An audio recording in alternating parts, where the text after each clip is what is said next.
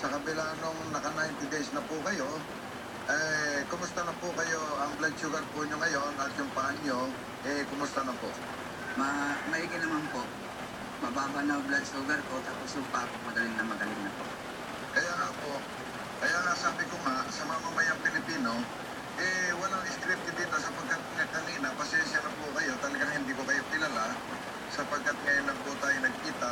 Kaya nga, ang masasabi ko po sa inyo, sa kabila nakaranas na po kayo ng kaginawa, sabi nyo nga, kagalingan, konting bakasyon pa po, sapagkat manipis pa po yung pinakatalampakan niya, yan po kasi mababalik sa dati, medyo napagtyagaan niya na lang yung ilang buwan, kung maaari sana, huwag po muna niyong puwersahin. At yung pagkain, lalo na kayo kapaskuhan, baka matukso na naman kayo sa mga bagay na pinagbabawal ng doktor, at ako Malaysia ko rin pinagbabawal, sapagkat isa naman ang layunin namin ng mga doktor. Siguro, Mr. Ray, tingnan muna natin kung yung estado ng kanyang sugat. Depende kasi nagpakita tayo kung day 1 na day 90. Ay, pakita na lang kung siguro natin kung sa puno ay nagkaroon ng progress na nakita natin dyan. Ako wala akong sasabihin for or against. Opo, pakikita naman natin sa personal kasi kala nila yung iba is scripted. Kaya nga, ayan, pakikita po, pakipakita. Close up, total. Ayan, live po yan. Sige, sige, sige. Close up ng konti. Ayan na po ang kalagayan niya. Ayan, wala ibaba, kahit taas talagang, Okay na. ayan. Pwede po bang tumayo po at maguna na ng tumatayo, baka naman hindi niya pa yan. Ayan. Ayan, nakikita po nyo na gusto niya magmaneho na. Kasi pinagbabawalan ko muna, mga 1 buwan, 2 buwan pa. At mamaya, merong reunion ng Iwas Putol, yung hindi na putulan. Bibilang Christmas party ko, alas 2 ng hapon, nandun lahat ang mga hindi na putulan ng pasa. Sapagkat yung iba, ngayon ko palang makikita ng harapan, sapagkat nagkikita-kita man kami, bawal naman noon. Hindi ko naman pwede silang dalawin. Ngayon, bilang pamasko, inaanyayahan ko sila, mag-uusap-usap kami, at maaaring bigyan ko sila ng magandang hanap buhay na kung paano ko sila natulungan, makatulong naman sila sa ibang mamamayang Pilipino na kagaya nila na nawalan ng pag-asa. Sila mismo yung gagamitin mo bilang parang patunay. Opo, sila mismo magiging Mga pasyente. listener. At hindi nila kailangan ng puhunan, Mr. Vita. Mag-uumpisa sila, bibigyan ko sila ng tiga-tigalawang box. Yan ang kanilang magiging pasimula. Okay, okay. Ngayon, pagkuha nila, magbabayad na sila sapagkat yung 2 box, yun ang gagamitin nila pang-umpisa para hindi na sila mahirapan. Yan sila. Kaya tatanong ko sa'yo sa isang box, magkano ba yung yan? Gusto mo malaman? Kung po yun, yung 2 box po, yung isang box po ay nagkakahalaga po ng 18,000. O 36,000 yun.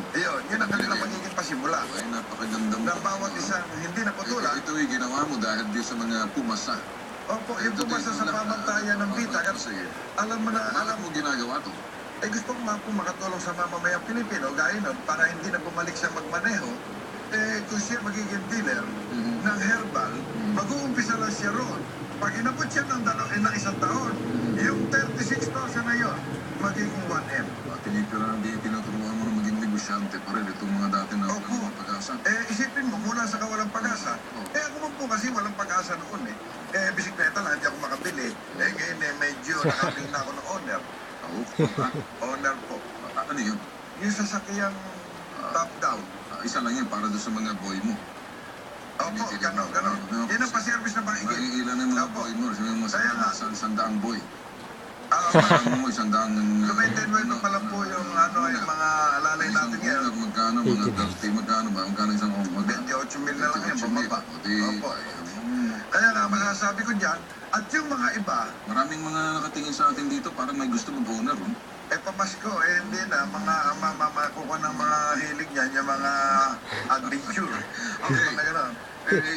Itong sasabihin natin, Ray, sige, makakayaan kita dyan kasi maraming mga nag-text na ngayon. Kaya lang sagutin niyo to, ha? Opo, ang karamihan naman text sa amin ngayon, kung kailan daw magkakaroon ng buy one, Eto na nga, free ito, one. pumapasok na eh. Eto, umpisa po ngayon, pagkatapos po ng pag-guess ko na to, Takbo ka na ron. mag-uumpisa na po ang buy one, free one. Ang akin lang pa umanhin sa lahat Bakit mo ginagawa tong buy one, free one? alam nyo. Para doon sa mga Abe, hindi. Maraming talagang nag-aabang yan nga, timbay one, free one lang umiinom ng herbal bakit ka ako? Sobra kang mahal. Ngayon kasi, ang aking paumanin lang sa lahat ng senior citizen, lahat po ngayon, pare-parehas. Wala mo Ito po, alam po ng discount at naninito po yung mga sekretarya, ito po ay 1.5. Pag bumili ka po ng isa, magiging dalawa.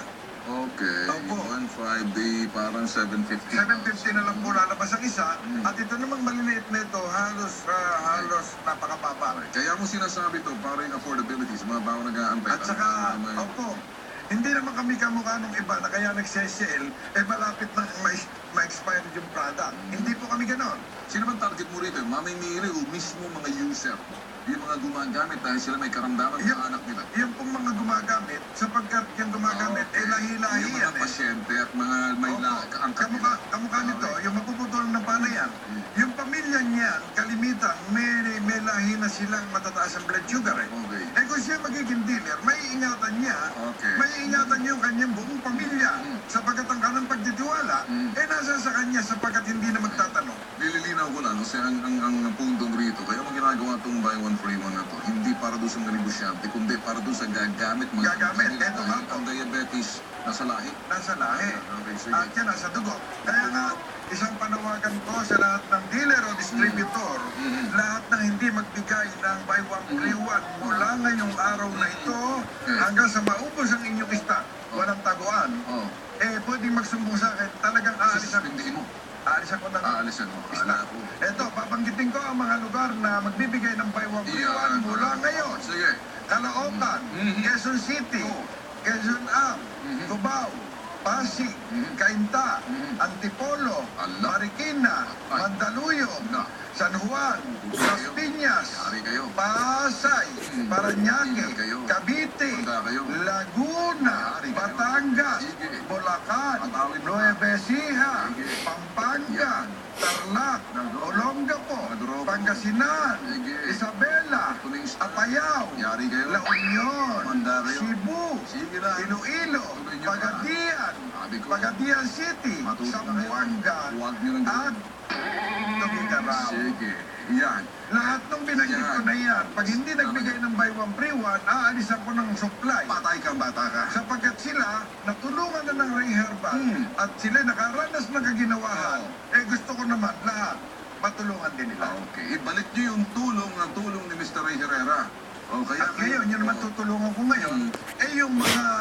Yung mismo gumagamit. Yung gumamit na hindi nagputol ng paa, bibigyan ko ng tiga-tiga lang ang box, pang-umpisa ng kanilang hanap buhay. Niniwala ka ba sa Diyos? Opo. Okay. Tanong ko Pero lang. hindi ako yung tapik-tapik. Okay. Tanungan niyo yung hindi naputulan na yun kung siya gumamit ng tapik-tapik. Ang tanong naman ng iba, hanggang kailan daw ang buy one free one? Hanggang sa maubos po ang stock. Okay. Kaya lang, kung wala na, ano naman ibibigay kong buy one Yan free ba one? ginagawa mo bilang isang Kristiyano? Opo. Okay. Ang gusto po natin, kasi papakayaman mo sa daigdig. Okay. Pagka ikaw ay bibigyan ng suliranin, talagang napakabigat. Mas maganda rin makatulong ka sa mamamayang Pilipino na wala kang dalahin sa buhay mo, hindi ka nanlilinlang, hindi ka kiwali. Sinusuri ko lang budhi mo. Mukhang talagang sa nakikita ko tuwang-tuloy okay ka. Opo, kung gusto ko magpayaman, hindi sana, nakita nyo, gusto nga nung mga ibang kasamahan ko, gawin ng medisina yan At gusto nung ibang mga kaibigan ko at gusto ibenta pa sa ibang bansa Sabi ko, hindi naman ako ganoon. Kung ibabalik natin ang panahon, ngayon marami nang gumagaya. Mr. Bitag, iwas putol daw. Ba't hindi tayo magharap-harap? Mag-siyo daw tayo sa harap ni Bitag. Kung totoo yung sinasabi nyo. Ito ba breakdancing yan? Abtansi.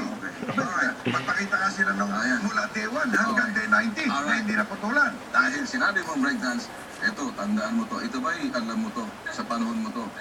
Music.